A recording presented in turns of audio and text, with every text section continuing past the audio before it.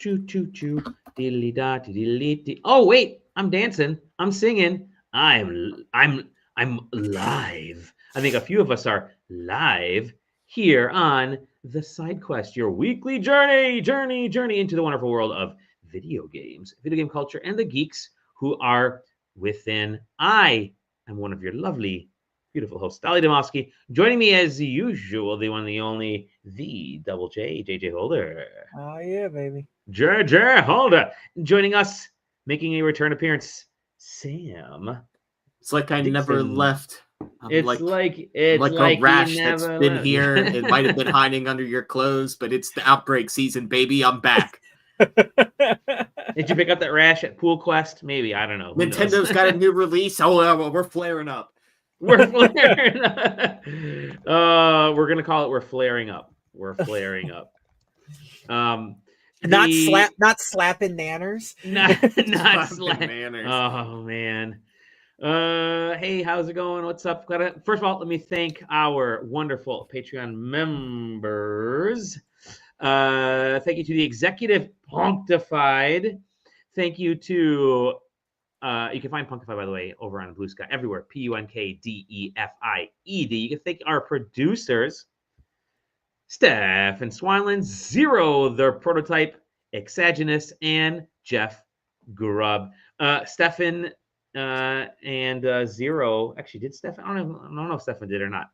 Yeah, he did. Stefan and Zero both added some really cool things to the gallery that we've had for all of the collection theme week. There's one more piece going up that I will post in the next day or so here. I've just been slacking catching up. Yes, we know we take forever. Totally my fault. No. There's no we in this. No, it's not. It's just me.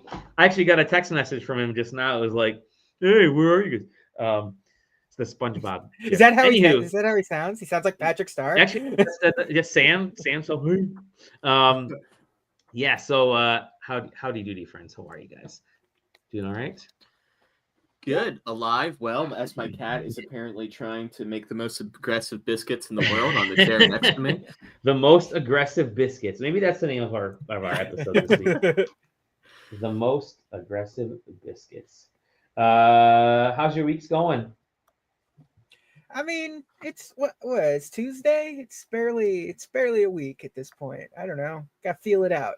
Gotta feel it out. Yeah. I get you. Feeling things out. Sorry. Yeah, it's that weird time of the summer where it's like I'm not going on vacation, but everybody else around me is. Seems like it. Yeah. Like it's like I'm trying to get something done, and then you don't hear from somebody. And then you send the like, hey, it's been 5 days, but you just say like, hey, could I get an update on this? And they give you the, oh, sorry, I was on vacation. And it's that time of year, and I get it. We all do it. Do we? I don't do it I don't think we do it nearly as much as everybody else seems to. Oh, vacation? Oh no, no. I personally don't vacation. Do I ignore emails during the summer? Not purposefully, but it happens. I don't know. I don't have to worry about any of that shit, man. I take vacations all the time. When I punch out, nobody talks to me. No, but listen, that's the right way to do it. You are absolutely correct, JJ. Take your vacations whenever you want. But what I'm noticing right now is I have friends, I have neighbors who will take, like one of our neighbors, they're not watching, it's okay. They were gone for a week from their house. I know it's because I walk by their house every day and I can see their backyard and all that kind of stuff. Gone for a week, and then gone for another week right after that. I'm like, okay, they're gone for 2 weeks. Maybe they were at like one of the OEM. A lot of times the bigger companies will have like a week or two shutdown, and it was like right around the 4th. I'm like, okay, they're probably, they had their yearly summer shutdown for the week and 2 weeks, whatever. They'll be coming back. Yeah, they show up. They showed up for like a day, and now they've been gone for 2 weeks again. I'm like, they've been gone for like 4 weeks out of like 28 days out of 30 days. They have not been there, which is just bizarre for me. They're not home. They're just out. And then I come find out one of my other friends on Facebook. I think it was what it was called. I don't use it anymore. They were posting pictures. Oh, maybe it was Instagram. I don't know. They're like, yeah, decided to take a 5-week vacation to Europe. I'm like, God, that's got to be nice somehow to be able to just drop everything and go. And then hearing more and more people doing that, I mean, I am extremely jealous, but whatever. I'm a fall traveler. I don't travel in the summer. It's kind of better to go in the fall. It kind of is. Just get away from everybody. I don't have a lot to talk about. I want to get into some of the news here, and we can get into some of the review stuff, and we can go from there. There was I will say one quick thing. There was a Pokemon Direct today, and it was boring as hell. We could just completely move on from that. So there's your update for Pokemon Direct. I will say this: they hyped it up for over a month, and all it was like, "Hey guys, we got another animal coming to Cafe Mix." So yeah, we hope you like that. Yeah, well, you got Pirate Lapras coming to Cafe Mix. You've got Dragonite with Dratini embellishments coming to something. I forgot. The Scarlet and Violet, right? Or Yeah, whatever the mainline titles are right now. And they got that. Yeah, they got some X and Z bullshit. Whatever. I will give ZA credit. That game visually looked way better in this trailer than it's ever looked in anything they've shown. Yeah, now that they get to show it running on a Switch 2. They are exclusively like, here's a Switch 2 version. Yeah. But overall, I mean, I think I know that I will like that game. Like, it's just like, I don't care. That's not like because they're still not really showing anything of the game. It's just sort of like showing like quick smash cuts of like day and night. Here's what the city looks like here. It's a battle royale, and then like and that's it. This is the most they've shown of like stuff that wasn't just the city, and it was still just them showing you how you can dress your guy up. And if you have a Pokemon with long hair, you can. Either way, it's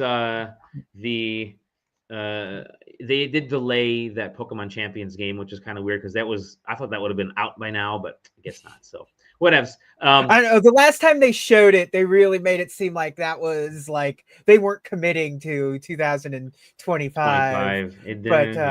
But like it was like, oh, that's gonna be end of 2025. So it pushing to 2026 does not surprise me in the slightest. I thought it would have been summer. I thought it would have been like a shadow drop. They did shadow drop Pokemon Friends, like a little puzzle thing, but who knows? We do have other Nintendo news. Big news, and that is the Legend of Zelda movie has announced its lead actors. There you go, right there, bam. It is people that you know. Just kidding. You may not know them, but that's okay because I actually kind of prefer it. Bo Bragison right there and Benjamin Evan Ainsworth. They're going to take the lead roles. Bo is going to be Zelda, and then this is Link, right? Ben is going to be Link. So, there you go. They look exactly like they're who's supposed to be. They're both very young. I think Bo is 21 right now. I wrote it down. Bo's 21. And Ben is like 16 right now. I have to say, it's definitely not a romantic relationship. Not yet. Not yet. But got a Star Wars Phantom Menace situation going on. Maybe. But this is the beginnings of the Zelda. I still think they're gonna have a trilogy of movies like the Triforce. And they'll probably get into some timey-wimey, like crazy timey-wimey stuff. There you go. It's hello, Tessa. Hello. It's nice to see you again. He's fighting the child. Wow.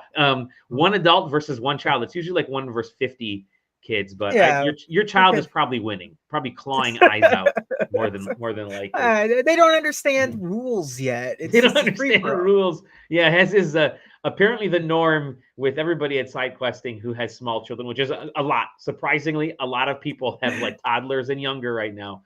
You're all going through it, which is why Johnny's not here, Taylor's not here, Tyler's not here, everybody else. Yeah, Farrell and doesn't want to sleep. That's no.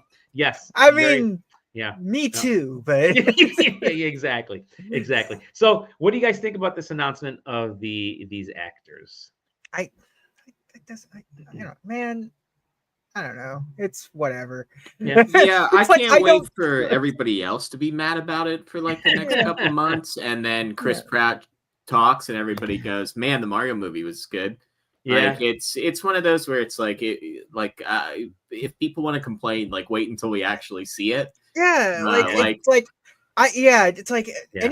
every actor has the potential to be good and bad, just like every director has the potential to be good or bad. Like just because I Right. know who these people are doesn't mean anything. They look the part, but we've Yep. had characters that look the part that were terrible and didn't look the part that were fantastic. Yeah, So. you could tell me that like Quentin Tarantino and like I don't know, name another famous director are working together on the film, and that means nothing until I see Yeah, it. Tim this Burton, is Tim Tim Burton, Burton. There Quentin you go. Tarantino, What a the combination. darkest, Yeah. most hot Yeah. topic Zelda Yeah. game or movie This ever is- made.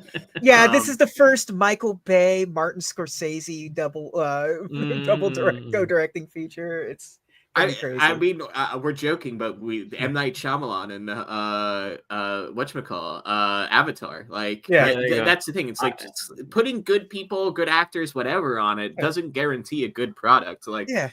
don't Ari Aster and Avi Arad. Let's do it. But it'll be I'm we'll see what happens. I mean, I think it's like it's still so early. The movie's 2 years away. They haven't started filming. They're probably still in getting some of the pre-production stuff going, and it's gonna be so weird to just like see it, I don't know, like, because it's impossible to predict like what it's gonna look like, because Zelda doesn't have like necessarily a uniform aesthetic in like a traditional sense. So it's like they could go for anything. It could be bright and colorful high fantasy. It could be drab, like like Game of Thrones kind of stuff. But I mean, it could be anything. And a talking Link will never be like. Dude, how funny would it be if they cast these people and then it's like, I know they said it's live action, but like they start showing trailers and it's Toon Link stuff. Yeah, that would be right. So funny. Yeah. They rotoscope. It looks like they make it look like Scanner Darkly. It's gonna be rotoscoping. I don't know. Was it Wes Ball, the director, the guy who did Kingdom of, I rewatched Kingdom of the Planet of the Apes because it does play out a little bit like a Zelda movie, with like mini boss, and there's a Ganondorf type of character, and there's like arrows, and there's horseback riding. Wow. There you go. The fantasy thing played out like a fantasy thing. So anyways, this is coming out in 2026 or 2027. Next year, 2026 is the Mario movie. I think we talked about it a little bit last week. Like the Donkey Kong movie was sort of leaked, I guess. So yeah, there's stuff. Nintendo's getting. Is Wes still? I have to look it up because I wonder if he's still. Is Wes Ball still working on the adaptation of Ruiner? The adaptation? I don't know. Who knows? Oh yeah, he's still attached to the Ruiner adaptation. That video game that shouldn't have a movie. Here is a game that maybe shouldn't have a game. Splitgate 2 is returning to beta following poor reception as developer 1047 Games reduces staff. You guys remember the Make FPS Great Again? Yeah, Make FPS Great Again. Literally just trying to get some rage engagement. I think it was enragement, whatever they call it these days, at the Game Awards. Hey, guess what? It's not a case of FAFO in this sense. It's just a case of your game was not fully cooked. It was such a weird level of unearned confidence from that guy in particular. Like you can't be this aggressive about Splitgate 1 when you made, or Splitgate 2 when you made Splitgate 1. Like, what are you doing? Like, why are you? This can't go good for you. And you gotta love that, like their first public appearance really as Splitgate 2 is like, we're gonna change the shooter genre by making exactly what the shooter genre has been chasing for the last like 4 years. Which is a battle royal with half-baked portals. And my understanding is that the battle royal isn't that bad, because it's basically like it forces you to have like kind of mini matches and then like forces you into like a final match like type thing. The OG one would like found itself at a point, like it knew what it was doing. It was an interesting game that played fine, but like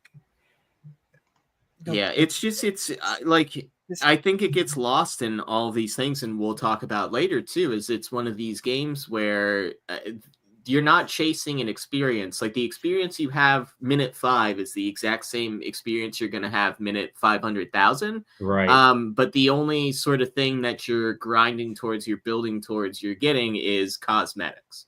Yeah. So if you don't like the cosmetics or the visual style or anything like that, there's nothing to keep you in the game, or the big part to make you become a consumer of the game, to get you to transition to buy anything. Like, you're not going to buy a battle pass for skins or for XP boosts if the only thing that those give you are more skins.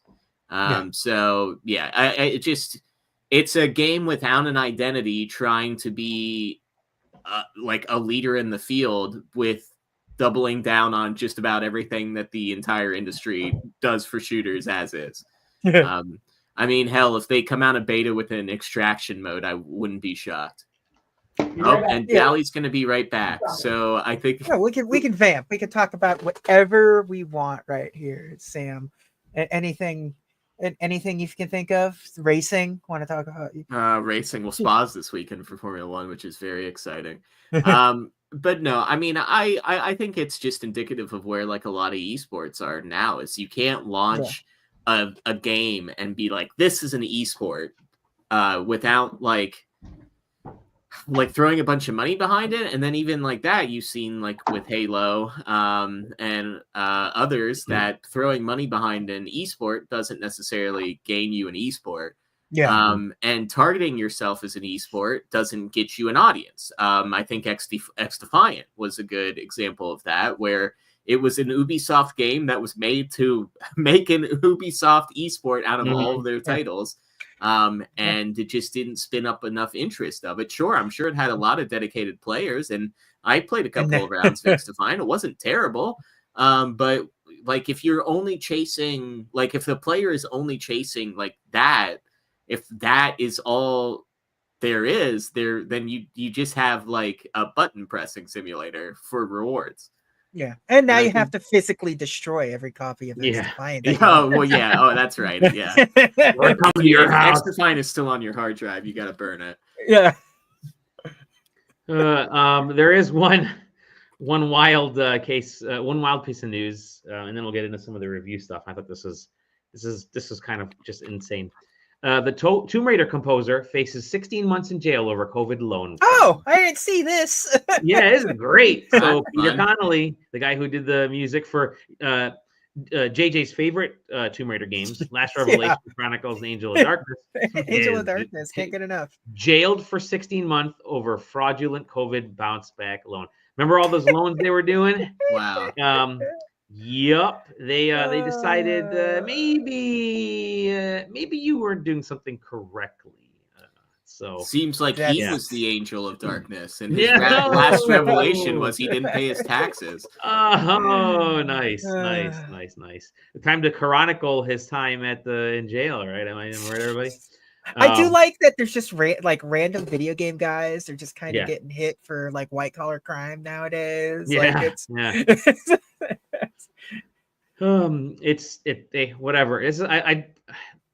Again, like second case of FAFO. I mean, you screw up. That's what you get. Yeah. That's what you get. Let's get into some of the stuff that we've been playing. Let me stop this sucker here. I do want to say hello to all the folks. Hi, Casey. Good friend Casey Sheld. Good, Tessa. You have Exadramoose is on there. I believe Zero said he might hop into the chat as well.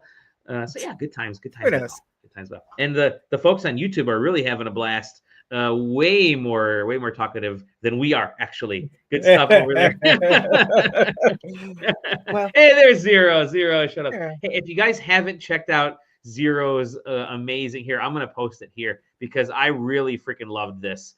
So we had the week of collection, and Zero gave us a slide, a Google slideshow. He gave us a PowerPoint, which I appreciate. But the PowerPoint is fully playable. So if you hit the button, I don't know if you can hear it. Can you hear it? Yeah, you can.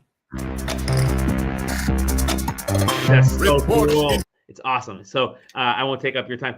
definitely click on there, listen to it, and play around with all the different cool things that he has in his music machines. Or as I like to call them, magical music making machine menagerie madness. It's good stuff. Very cool. Thank you, Zero, for putting that out. Let's get into some of the games that we're playing, and I want to go first with something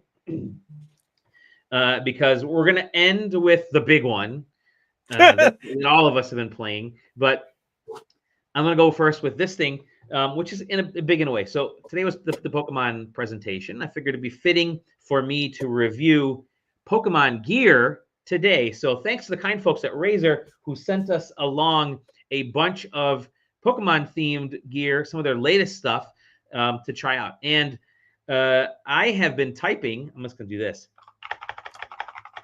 You hear that? Oh, somehow I created a marker. I don't know what I did, but I created a marker in this stupid StreamYard software. What you heard is this gorgeous Pokemon themed, I think it's the Black Widow V4X, which is it's not their highest model keyboard. It's sort of their, I don't want to call it a budget line either. It's an incredibly solid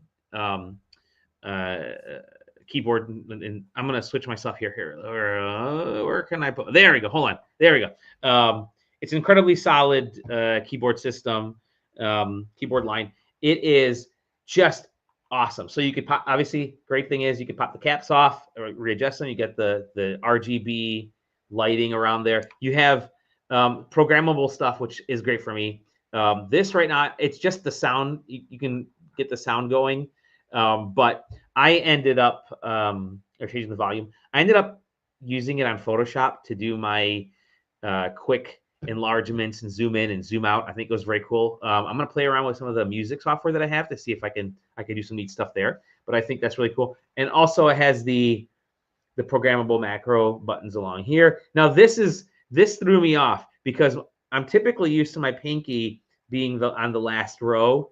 That's no longer my usual last row, so I kept hitting the macro button. So I have to kind of relearn how to go through and use this device. But it is really gorgeous. Like it's got this matte black finish. It's plastic, obviously, matte black, but it also has the really cool Pokemon kind of graphic on there. The main kind of the first four, as we might call them. And I'll have some better pictures in here. But really awesome, sturdy keyboard, just super freaking strong. Obviously, look. It's got the Pokeball right there. I hope this means we start getting. Hope this means we start getting some of the other stuff that they have done in other Asian countries, because they've got some killer stuff. This is their first one. Check out. I mean, obviously it says by gamers for gamers, but really nice. Just a really nice device. And it's not a new keyboard. It's just first time it's been themed with Pokemon in the US. They've had it themed Pokemon in Asian countries. Just really lovely keyboard. Give me my damn Gengar headset. I'm also using I believe it is called, where is the box over here? It is the Cobra.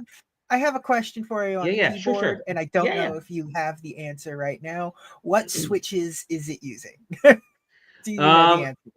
It is, I had that. It's in the box. It is using so I did look this up the other day too. By the way, check out the cool. They give you stickers every time.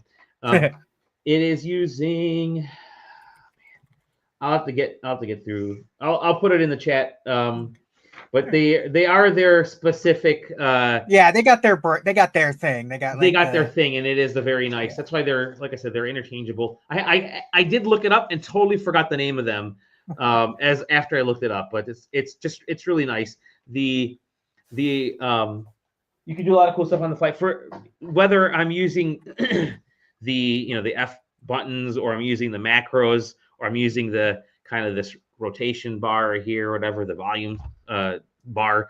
It's great for someone like me who's trying to do those quick macros and those quick hotkeys in software like Photoshop or Painter or Alias Wavefront, things like that. So I've been using these actually quite often to accomplish some of those. So it's very, and it's just so sturdy. No. Man, Pokemon are sturdy. But yeah, it's very nice. Of course, you can also, you know, adjust where you want the cord. I have it in the middle right now because I was actually using it with my Mac, and I have it plugged into my PC laptop here.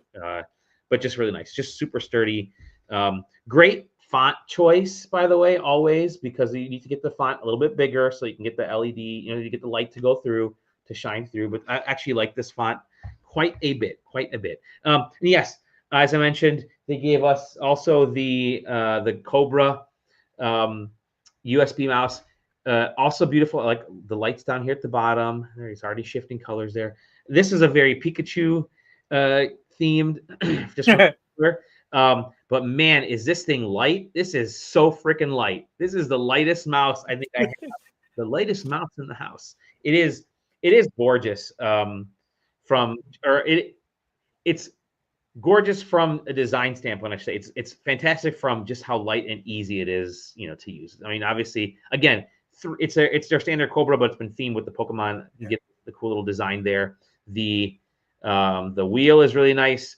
All the buttons are really kind of, you know, perfectly placed. Anybody who's used this mouse or is familiar with Razer will know. But the really nice thing I like about it is how easy it was to disassemble. Because I was for this. Oh, he used his mouse and he clicked himself away. That's the most solid thing I've ever seen. I love him. As he figures out what he just did to himself and he comes back, I will say, there he is. It was so, I hit the button and backed myself out of it. We recognized. Yeah. No, I was going to say, you mentioned the Cobra. They've had that mouse style for a long time. Yes. Like I've been using, up until I had to switch to, I didn't have to, but I'm using a wireless mouse now. Yeah. On my current setup, I was using the like Diva Cobra mouse for the longest time. And oh, really? Okay. Yeah, it was like exactly the same as that. I'm sure they've like probably made it lighter and updated the software since then, but really liked it. I have their other version here. This is the Death Adder Pro that's my regular mouse. And this is, you can see a size difference. And JJ's got his right there. There you go. You got the they're perfect. See, we're all using it. But I like a USB mouse for obviously for speed. This is the USB. This is mine's the Death Adder V2 Mini. Oh, I have the Death Adder. Is it the V2 Pro? Anywho, back to this. Very cool. Really like it. Nice high quality. Razer makes great stuff. That's only number 2. The number 3 thing they gave us. All right, you ready? This mouse pad is fantastic. I like the mouse pad. Look at this. It's great. There's a big old Pikachu face. I love it. I have a big mouse pad the Mario 1-1 level that was recreated, and I spilled coffee over it. So I've been looking for a new mouse pad. This is just so nice. It's a mouse pad. Actually, the backing is really good. The non-slip back. I mean, a lot of mice will have it, but this has a thickness to it. Has the material girth, and it has that really nice little Razer, the little branding on the side there. But I like the graphic. I think they did a great job in choosing the graphic choices for this. Because the mosaic of the characters is what's on every single like piece of it, right? The mouse. And it's just this mosaic rotated in a few different ways. And they do have different little faces. You have a laughing Pikachu. You have a winking one over here. You got I really love cute. Mildly upset Bulbasaur. I mean even the happy Bulbasaur looks mildly upset. Yes. Doesn't he always look mildly upset? Yes. But yeah, it's good. It's a really nice mouse pad. And I think it's called the Gigantus V2, the Chungus of the. I got the Razer's Goliathus mouse mat thing. It's massive. It takes up the length of my desk, and it's RGB. So it's okay. I've had it for years, and it doesn't have like an ounce of wear in it. It's really well made. So I have to unplug one thing now and plug something else in, because number 4, and this is the thing that I've been really digging. So let me unplug this Razer item and plug this other Razer item in. Okay, just unplug the mouse, or unplug the keyboard. I need that mouse, and I'm plugging this guy in, and I'll show you exactly what this is because I have to take this headphone set off. Ooh. Ooh. Put this one on. Look at this. This is the hotness. They even got the graphics there. It's very nice. It's got dynamic lighting on the sides as usual. This is the Kraken V4X. The Kraken V4X. Oop. It's telling me right now that my PC needs to be restarted to set up this device. Hey, Tyler. I was going to say, it definitely isn't using any of their like extra software stuff because it sounds sufficiently tinny right now. Yeah. Yeah.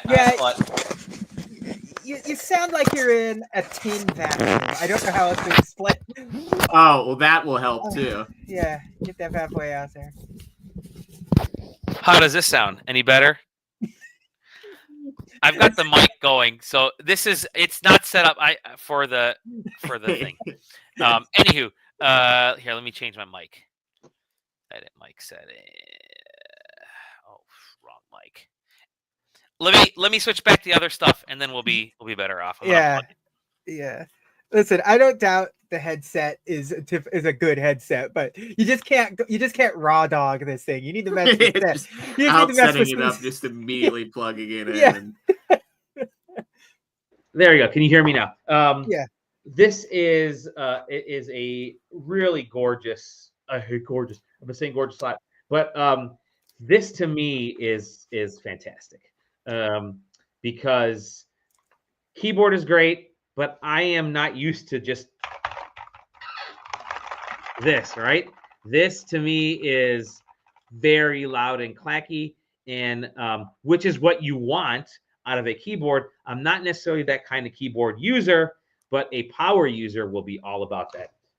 I do like a clacky keyboard. Yeah, there you go. Clacky keyboard. The mouse pad is great. The mouse is really nice.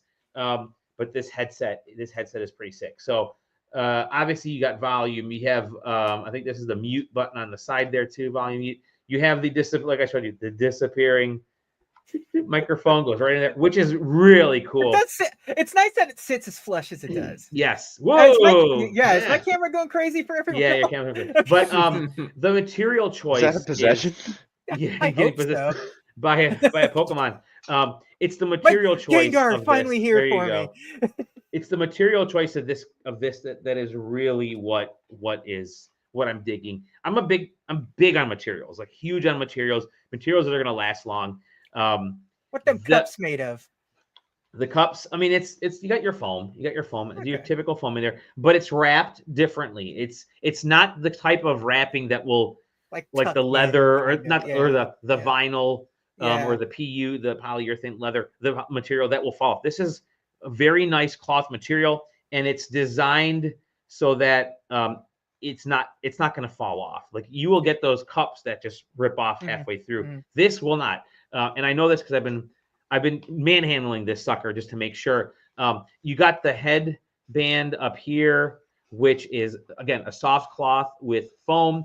I know my shit. All right, I know trim and foam. That's what I do for my job. Like the majority of the day is working on trim and foam stuff for automotive interiors, and the quality of the build of this is really cool. I took it into the office and I was showing the team. I'm like, hey, look. Maybe we could do some of this stuff in car interiors because it's actually really nice how they accomplished certain aspects. The inside, it's kind of hard to see, but the inside of here, the actual inside of the ring is a little bit of that leather, that soft leather, or not leather, pleather, vinyl. So if you do get your ear in there, it's not like rubbing against harsh cloth. That you actually got a little bit of the soft to it. And again, like I said, this is really nice and comfortable at the top here. It's very light. Like it looks, this actually look like Ultraman. Can you hear us double as bad? Yeah, double good. But it fits very nice. It's very light. I obviously have a massive cranium, but it has a really good fit to it. Adjustment is really nice. You kind of hear it. The clicking there is really good on both sides. And it's actually got a nice, the numbers are on there. So you can kind of remember your setting. It's hard to see, sorry. The numbers are listed. Is that a metal So- band or is that a plastic band? It's plastic. It's a plastic band. It's a plastic band. Maybe it's metal inside of it, but I'm not gonna take it apart. But it's a plastic band, and they rotate. Which for me, I do that a lot when I'm, I'll do this. Whoop. I'll drop them on the side. It's very nice for that standpoint, and I can just pop them back on really easily. I have a feeling I could be using this while I'm DJing because I will do this. Like I'll listen and I'll put one down and kind of do one of these things. So I can see myself. And it's USB-C and USB. So you get both. So it's got the USB-C and it's got the little adapter to plug it into the regular USB, which I have it jammed into the laptop here. The one thing I haven't tried it out on yet is the Switch 2. So I'm going to give this a shot with the USB-C, and maybe I'll do it in a little bit here while y'all are talking. But I'm very impressed with the quality of this stuff. So do you think cool. are you gonna replace the old PlayStation Silver series headphones?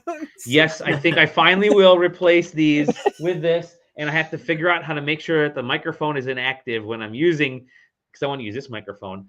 Of course, I have to restart the computer. I was using it with my MacBook and doing some of the gaming actually on the MacBook.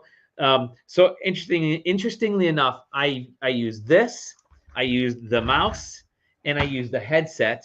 I guess I used the mouse pad. I didn't really need to use the mouse pad on my MacBook to play a couple games on there, and it was zooming. It was great. Now, the reason I did a MacBook is because this stuff is all great for PC, but I want to put it to the test with something that's not a PC. So next up, and I haven't tried it yet, but I will have it in the write-up for the review. That's like really the last thing I have in my notes to finish up is to try all these things with the Switch 2, because Switch 2 can use a USB mouse.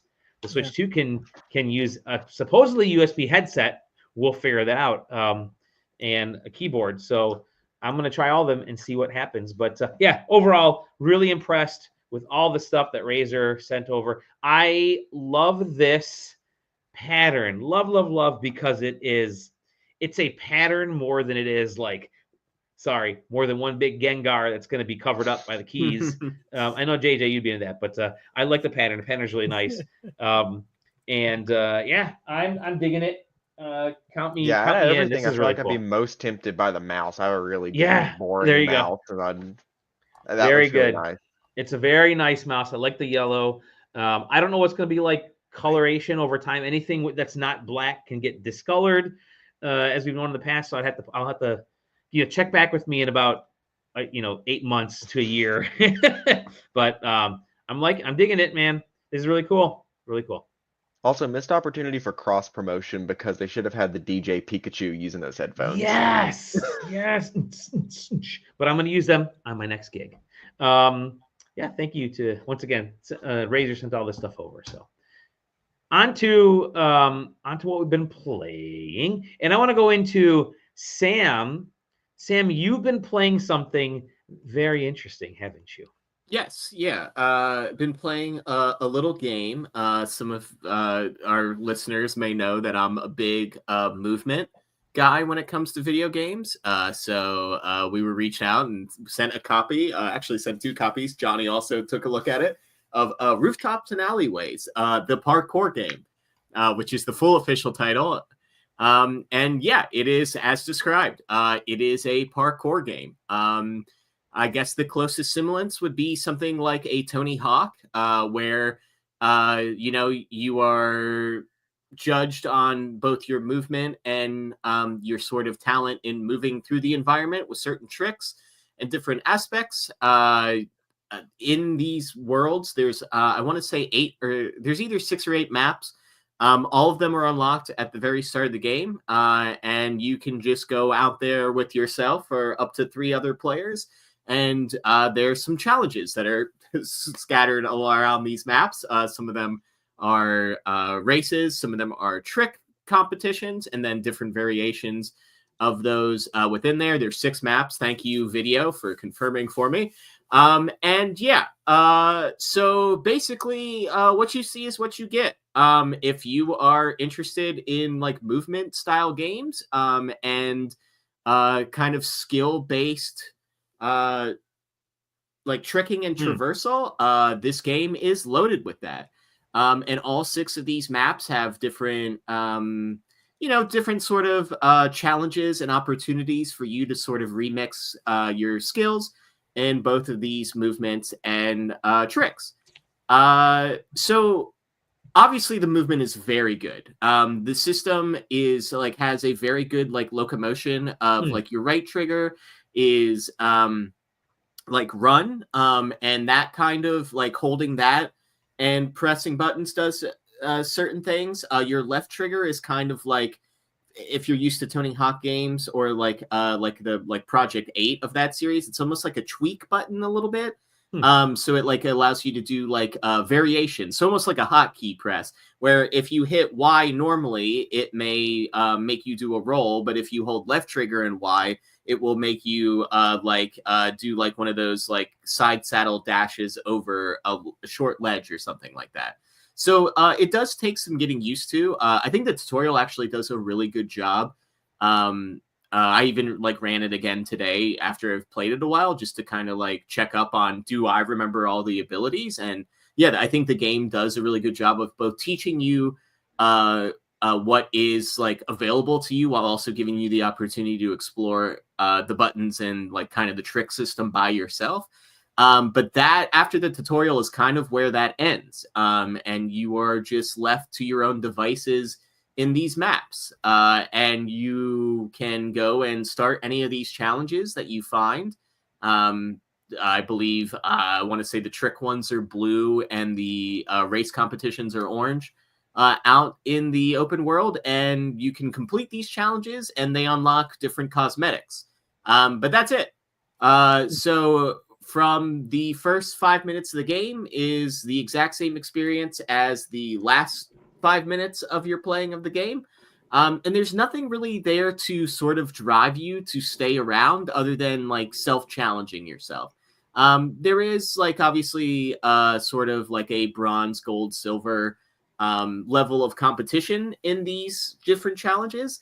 But you're kind of only pushed to the extent in which you want to push yourself to. You don't unlock new maps if you get a certain number of golds. You know, you don't unlock new abilities or anything like that if you get silver. There is at least one collectible in every world. There's these pigeons that you can collect, and once you found the pigeon on each map, you can fly around as the pigeon to sort of set yourself up on whatever trick line or wherever in the map you want to sort of start. And there is a really good system of like setting like the start of your session point, if you want to call it that, where you mark a location and that's where you'll start. So you mark a location with one button and then you recall to that location hitting another. So if you're trying to do a cool trick up a wall and then wall run on another one and jump to a box or something, you can retry that trick multiple times if you don't quite pull it off the way you want to. And stuff like that. And yeah, it is a very fun, very cool game. I'm kind of surprised that we haven't really seen it sort of take off in the same way that we've seen games like Peak recently, where, you know, it kind of feels like this like hangout game where your first focus is there to hang out and the second focus is there to do cool parkour tricks. And yeah, it just now that it's on side questing, it's gonna be the next Peak. it just feels like there's just nothing really like sort of driving you to kind of stick around, right? Like I was kind of like talking to my partner about it, where it's like it kind of feels like ordering like a lot of food from your favorite restaurant.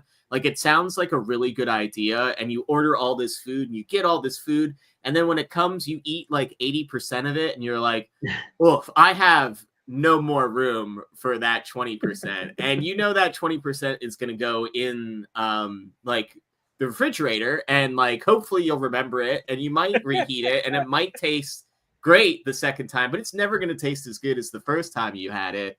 And you may forget that is in the recycle, or that is in your refrigerator until it is time to move it to the recycling trash bin. And like, or, you know, in this case, until somebody that is on your Steam family friend library goes, what's this parkour game? And you go, oh yeah, it's this really cool like parkour game. You spend like 3 or 4 hours in it. But yeah, it's just, I don't know. And I'm somebody that's all for like, as casual of an experience in a game as you want to be. Like, I mean, I usually spend like my 15 minutes of Xbox Game Pass mandated PC gameplay a day playing Mahjong. And, I acquire absolutely nothing. Then like, ooh, I beat the daily high score in Mahjong or whatever. But yeah, if you got a group of friends and the 4 of you want to go in there and like make your own like fun, I think that is like where this game would really shine. But there's just kind of like not much to do other than do cool parkour. But that's kind of a hard sell, especially when Tony Hawk just came out.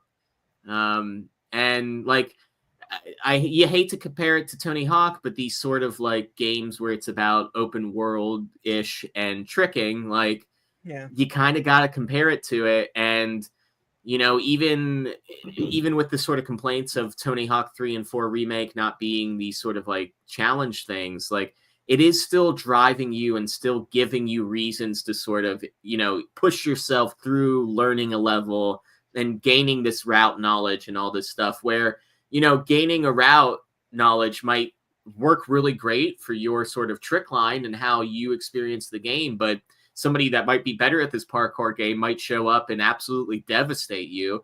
But you're not going to know that unless you're playing online. But even then, it's like closed off like 4-player lobbies, and they can be open lobbies. But unless you happen to connect with like the Michael Phelps of the parkour game, you're not going to know what the sort of like skill level is, I guess.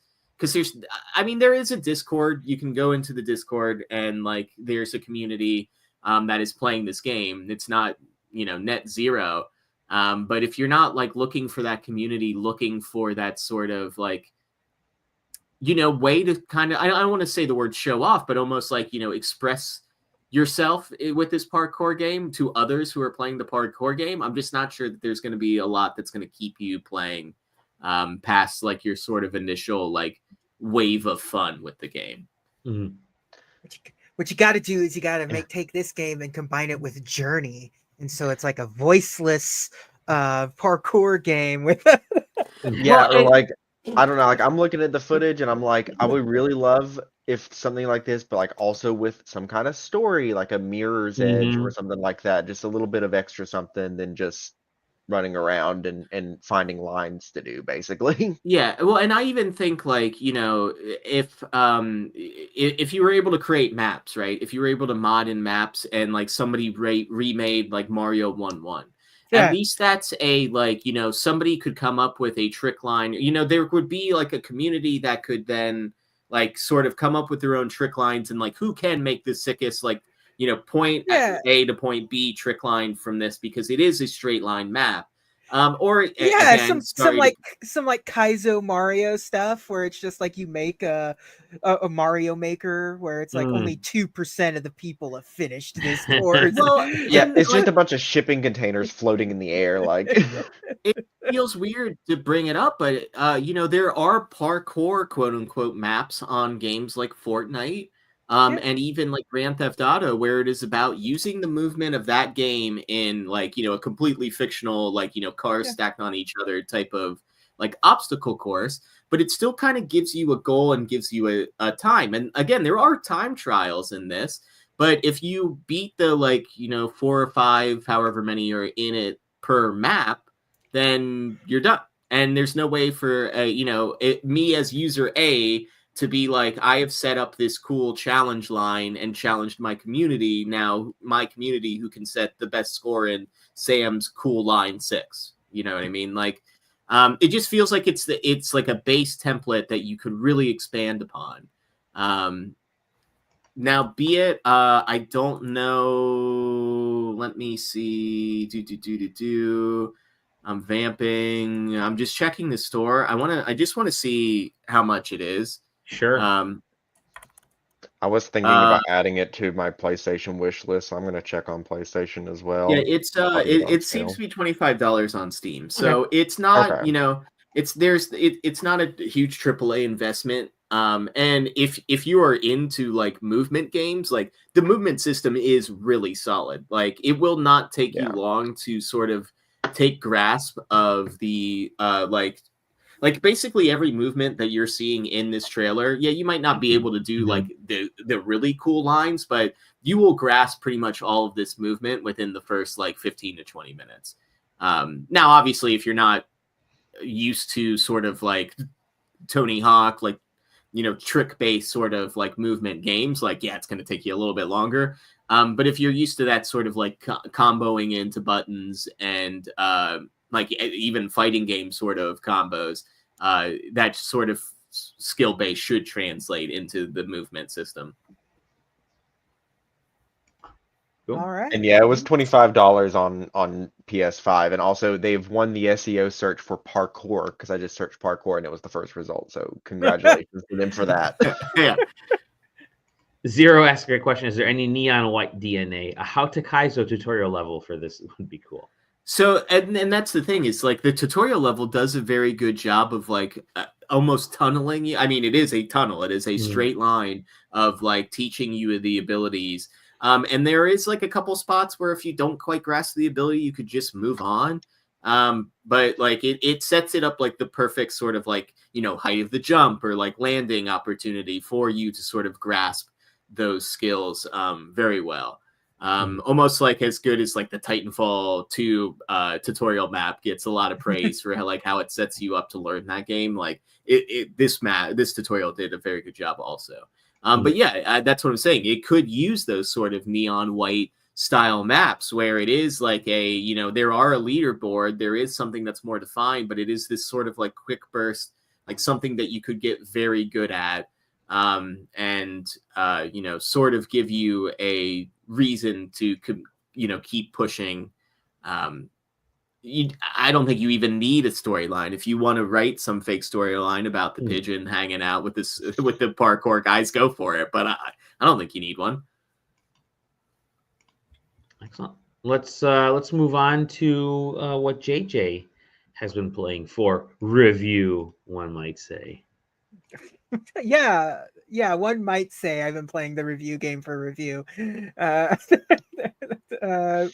Worms. I've been playing Worms. Worms. Worms. Which Worms? Armageddon Anniversary Edition 2025 update. This is a pre-existing game that they recently updated to include more stuff. I will admit, at first I was like, "Wait, there's a new Worms," and oh, okay, no.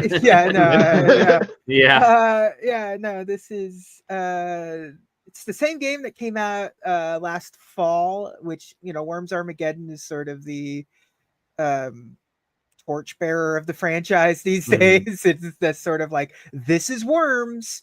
Don't pay attention to what was it, Worms Rumble. This is Worms. It's like an HD version of classic Worms. I'm sure we've all played Worms. Have we all played Worms? Has everyone played Worms? I actually don't think I've played Worms. I know of it, but I've not actually played Worms. Well, I'm a Worms poser. I'm sorry. Instant classic. Worms 3D, even not that bad. Yeah. So, although Dally and I are old, so we might have played Gorilla the on, original. No, there was an old like DOS game that was kind of exactly the same thing, except you were two gorillas throwing bananas at one another, and you had to type in your coordinates of how you were going to throw your banana. It was I remember this game being something that we played on. Was it a Packard Bell? It may have been a Packard Bell, I think, that I had with me at in college, right? This tells you how old I am. Yeah. And the very first Worms game, and it was, we're like, oh my God, this game is so cool. What a great idea. And it blows up. We're going to get into another game later on that blows up the ground around it. But it blows things up, and you can do, and just hearing the worms scream when you blow stuff. They have a very key, the whole Worms deal is very just like great. Like their movement, their sound, conceptually it's like Looney Tunes violence. I love it. Yeah, you can really just mess yourself up. This is just the base Worms Armageddon is a great looking adaptation. You know, it's a little outdated. The Worms concept is a little outdated. It doesn't play like smoothly necessarily, but you know what? It's there. You can play online, which you know, if you couldn't, it wouldn't surprise me if you couldn't. Some of these games kind of ignore that stuff, so I'm glad we get online play with Worms Armageddon. But the big thing that they added with this one was that they added old console versions of Worms to this. So you get like the Mega Drive version and like 2 different Game Boy versions. I think they show it in this trailer at some point. There we go. Yeah. You get the SNES and the Mega Drive version, and here and you get Game Boy Color and Game Boy Advance versions of these games. And they're terrible, honestly. But it's kind of neat that they're there. This is one of those it's a British franchise. Like it's like British, so I don't think Worms came out here console wise. So especially like the Mega Drive one. The Game Boy ones I think came out here. Definitely the Game Boy Advance one, because by that point Armageddon was well established. Like it was like it was a well established game by the time the Game Boy Advance version came out. But like the SNES and the Genesis ones are just like definitely the Genesis one, because it's the Mega Drive version on this. So it's kind of neat from that perspective, from like a historical perspective, to just sort of have like this version of a game that is like available for the first time in our country, and just to see how they tried. It's always fun to see how they tried, especially with Game Boy games. Like an attempt was made. It sucks, but it's neat. They did it. They tried. They failed, and they moved on. Like Team 17 has been chugging along for decades at this point, and they're going to be chugging along for decades more. I feel like, much like the lowly worm, they will always be there and will humanity will be gone from this planet, but worms will still be thriving. You may mention this is a digital eclipse, which means that's our boys. they know their shiz to get things going. There's no problems with the emulation on these games in the slightest. There shouldn't be, but you're always kind of surprised sometimes you get some of these emulated games. But I think Worms Armageddon it's a good release. It's a good update to the release. It's one of those things where I don't know if you're going to be winning over any new Worms Armageddon Anniversary Edition buyers by adding the Mega Drive version of Worms, but it's still a good like thing to just play with if you're going to have it anyways. I still think the base game, just Worms Armageddon, is well worth just having in your collection, because it is something that's really easy and fun to just go back to. It has like a 40+ level campaign or something. It's a massive campaign. Like you can just and it's not like there's lore. It's not like you can just go in, play. There's a lot of Worms lore out there. Worms. The Worms. I'm glad we're all on Team Worm. Worm. Very cool. It's fun to see. What did you play this on? This is on Steam. You played it? Yes. Hey Tyler, what have you been playing? Well, PS Plus games have come out recently, and I have a child, and so of course I've been hitting up a little bit of Bluey the video game. Of course, It's a few years old now, but it is free on PlayStation Plus as of this month. So it's cute, it's fun, it's Bluey. My child doesn't even comprehend the fact that it's a game. She barely comprehends games anyway. I'll give her the controller for Astrobot, and she'll just kind of run around and whistle and make all the bots come to her and then disperse. But I mean, so do I. Yeah, exactly. She will just lock in like it's an episode. Actually, yesterday, she turned on the PlayStation, let's see what happens. And I set the controller in front of her, and she just, this is the most boring episode ever. They're not moving. What's going on?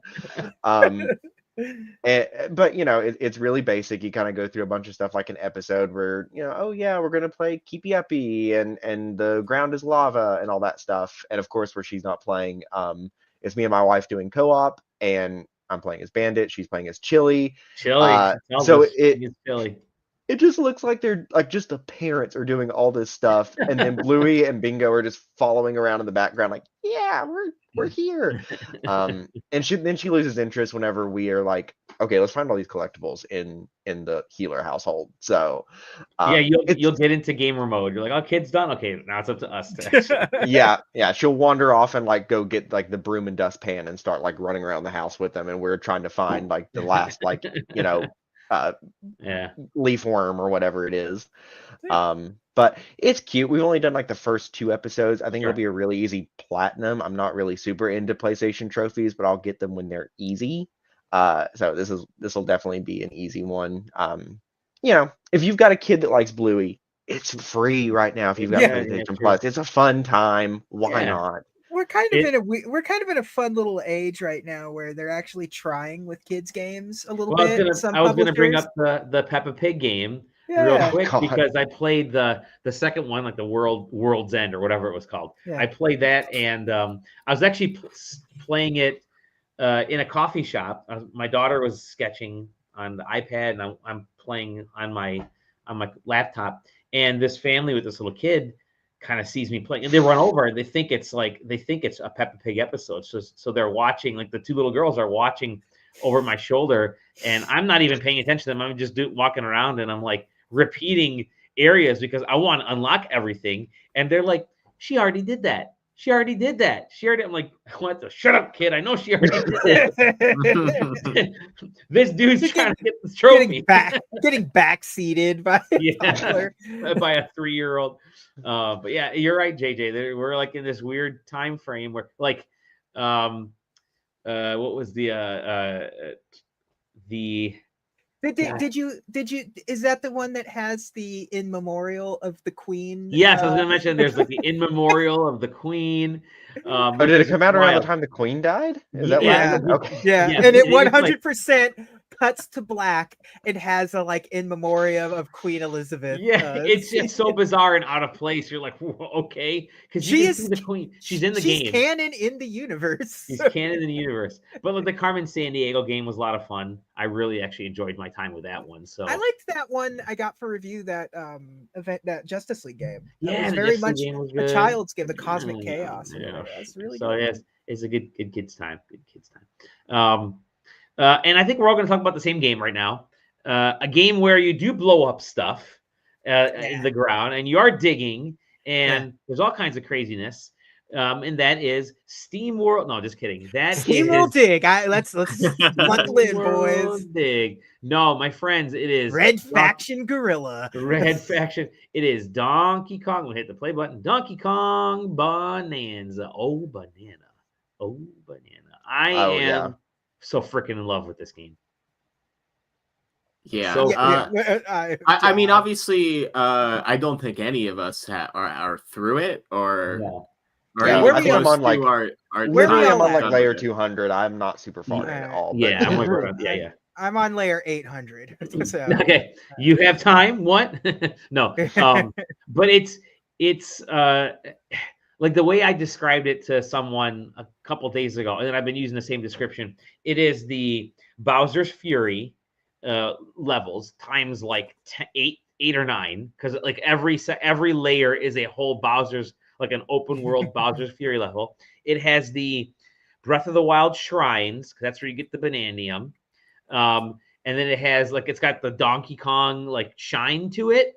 But it has like, there's just so much packed into this game, and it's not a difficult game. Like the whole purpose is just explore and dig. Just like keep you can just dig straight down and make it through the majority of the game. Or you can try and solve a bunch of stuff. Like the scenes they're showing here with the roots are really cool.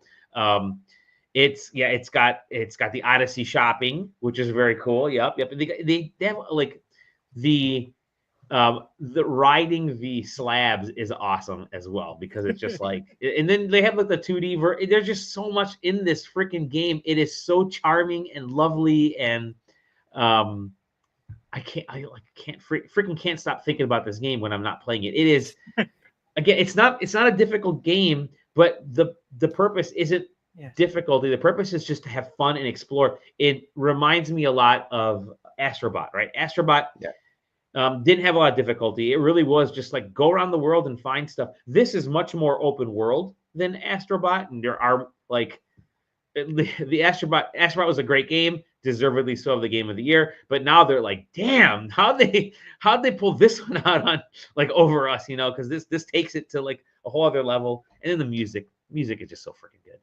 You know that last level is going to be like super hard though. Like, Oh whatever yeah, level yeah, you get yeah, within yeah, all right. the Oh, thickness, you're gonna. Yeah.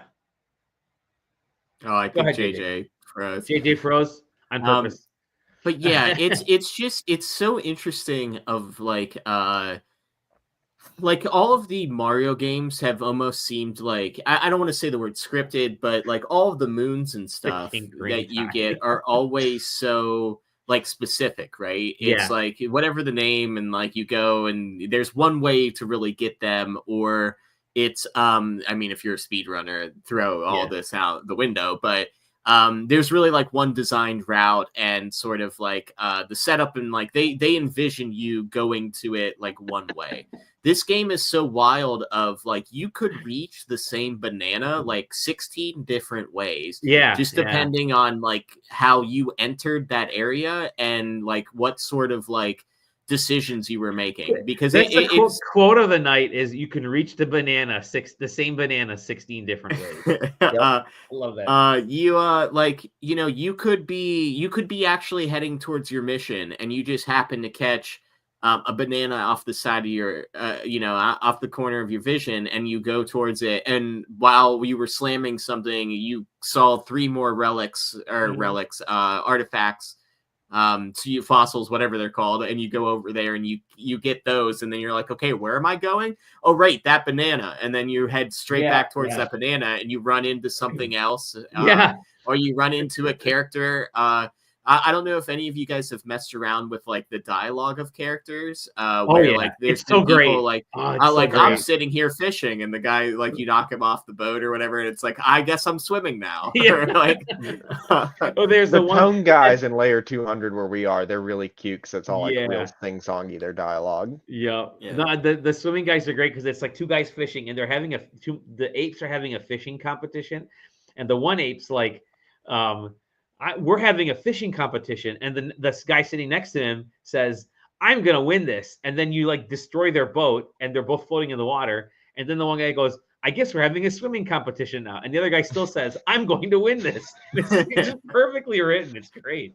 Yeah, and I mean, as we talked about with Rooftops, like what an incredible like expression of movement with that game. I haven't even, because I consider it a spoiler at this point. I saw that there is like already like a speedrunning guide on like just the pure movement that's like 45 minutes long of like how you can like advance your movement in this game. And it's like I just refuse to watch that until I like play a decent chunk, because I want to figure out for myself how you do the Mario hat and jump to the Mario hat and jump again thing that is this Donkey Kong, right? So like, man, it's Nintendo has just been doing this thing where they tie nostalgia and like this like brand new ideas and like old characters into one like experience that's like, in concept, none of what we're seeing in this game is necessarily like new video game stuff, right? Like heavy destruction stuff has been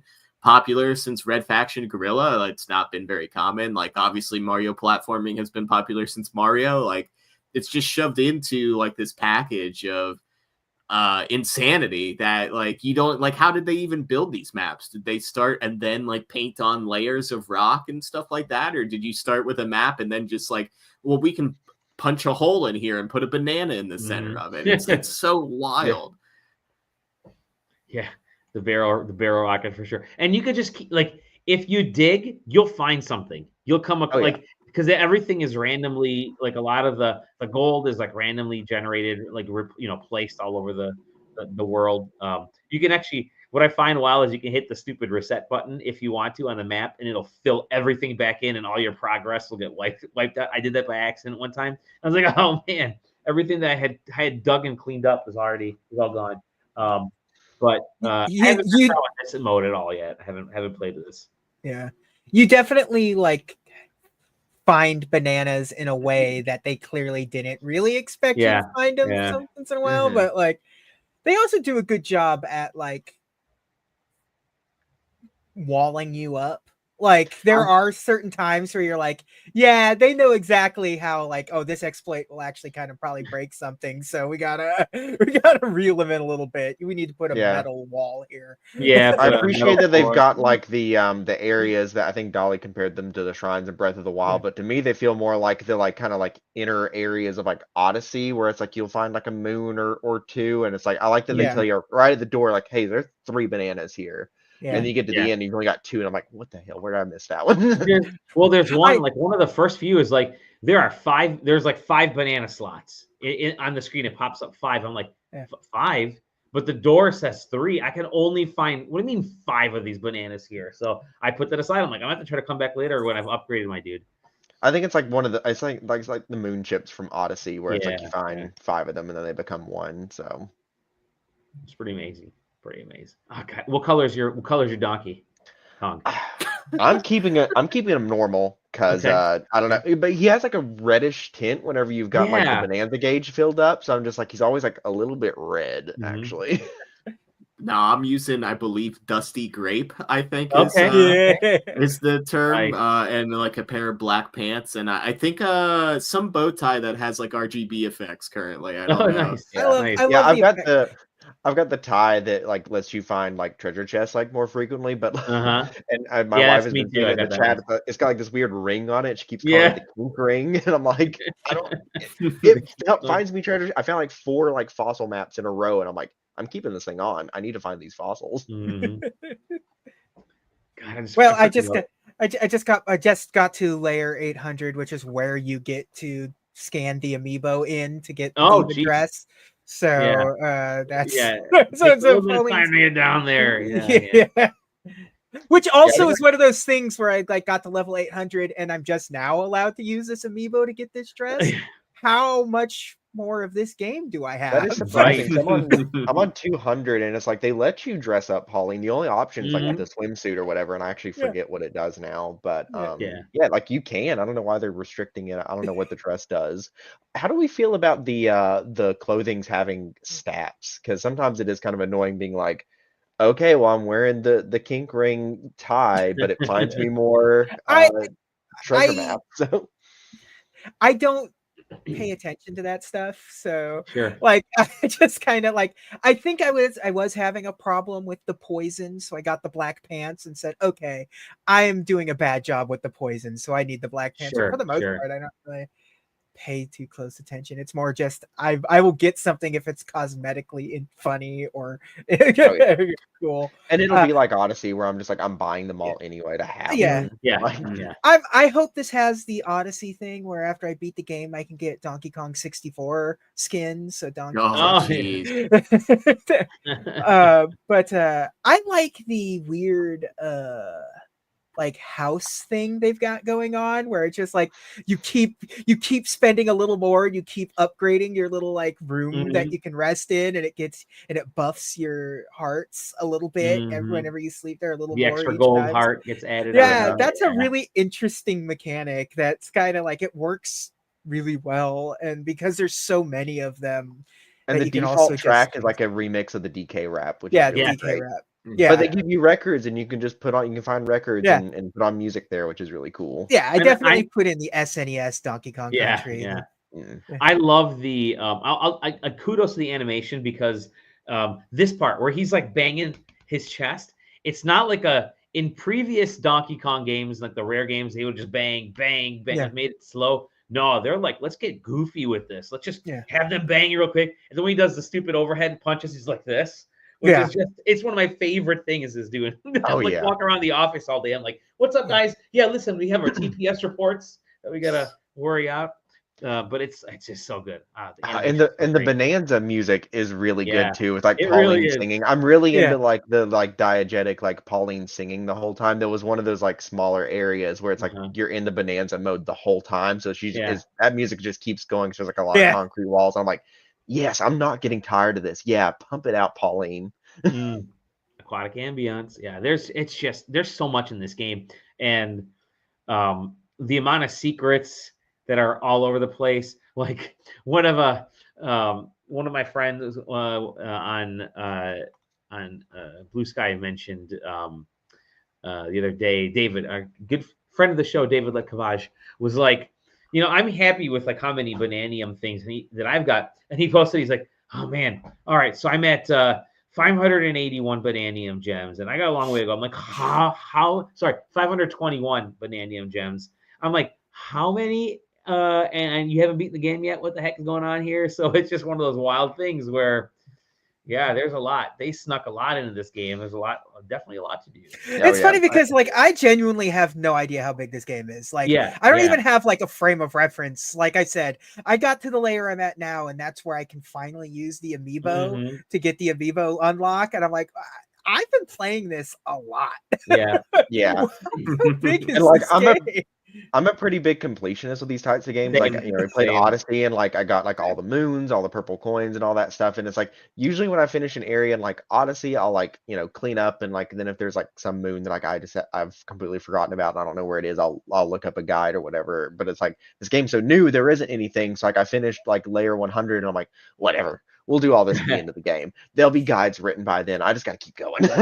I can't keep like running around here for like 2 hours trying to find stuff. It is cool. One thing that is kind of cool is there's no reason, like the layer you're on, they give you all the tools you need to do everything on that layer. Like yes, I do appreciate not having to go back. Yeah, there's not going to be something that you get to that you're like, I can't get this right now.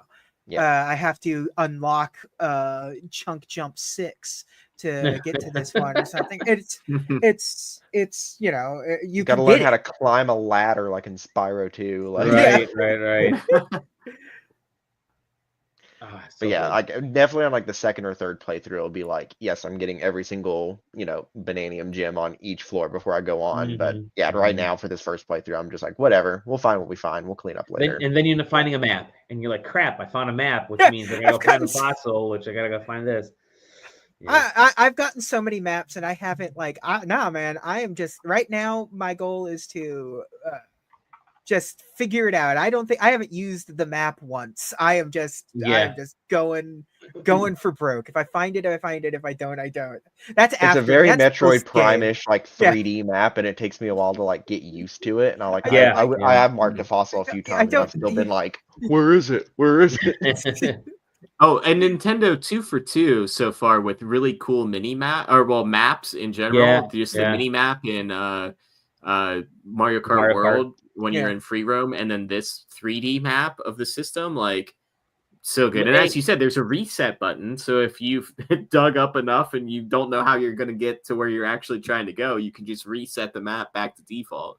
And I'm pretty sure the map reflects the destruction that you've done, because like you can see like the holes that you made. I'm pretty sure too. I'd have to double check. I believe so. Yeah, it's a living map. Yeah, that's really cool. So you can even tell like if you don't reset it, like, oh, I've dug through here and stuff. It'll also reset if you go to different layers, because I did like pop back up to layer 100 whenever I met the mommy elevator, and it was reset. But yeah, I will say this. There is no map in Welcome Tour, so it's they really need to come up with a good map. Oh yeah, I guess the 2 for 3. I guess you're right. Yeah. It'll recover with Drag and Drive. Yeah, Drag and Drive is gonna have like it's gonna be like The Crew. It's gonna have that kind of like open world map thing. Yeah.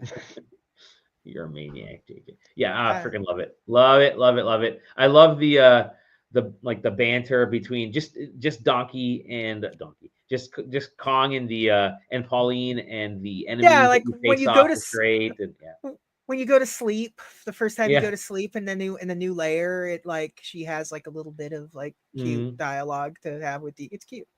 She's a good character. Like Pauline in this. She's really good.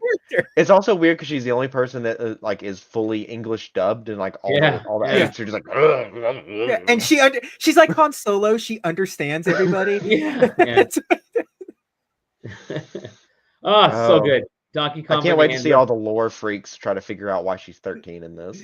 Like Yeah. I've already seen like Reddit posts like really trying to big brain this. I'm and staying like, away this from it is because I want to Nintendo. finish the game before I get in any type of weird lore stuff. But guess what? I don't care. I don't care Yeah, what it's lore. whatever. That's whatever. I The only lore is that this game's badass.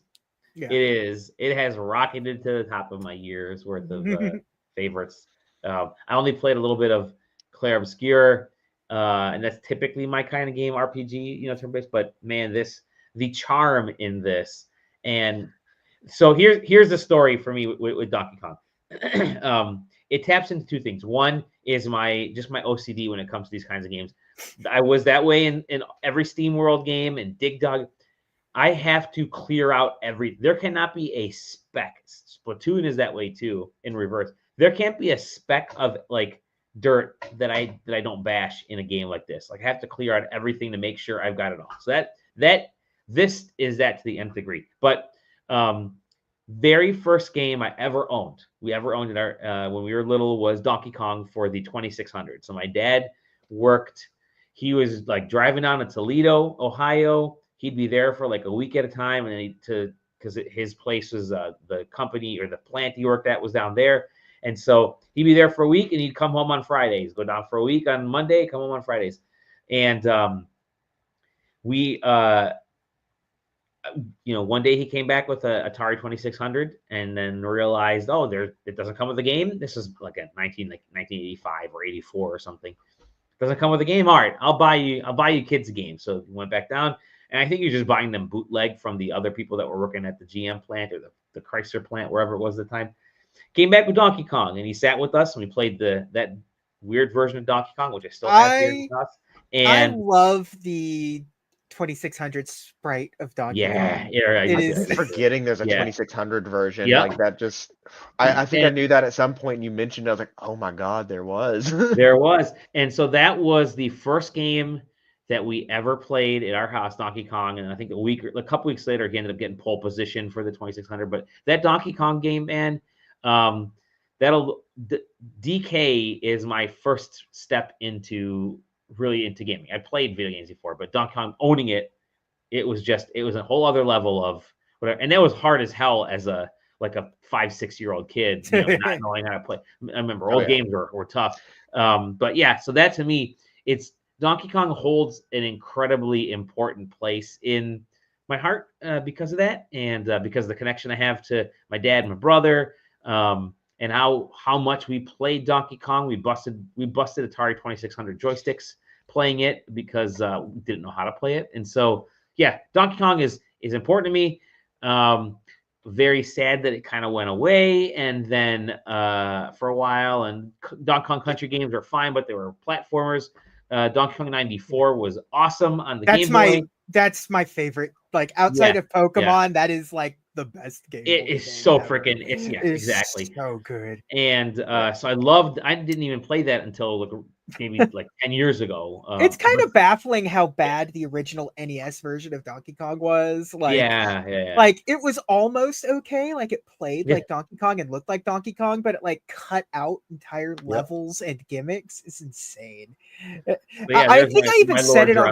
I think I even said it on the podcast a couple of years ago that I don't understand why Nintendo has abandoned the Donkey. I think when the movie came out, because Donkey Kong was like prominent and popular in the movie, and it's like Nintendo's got to figure out Donkey Kong because they've abandoned him completely.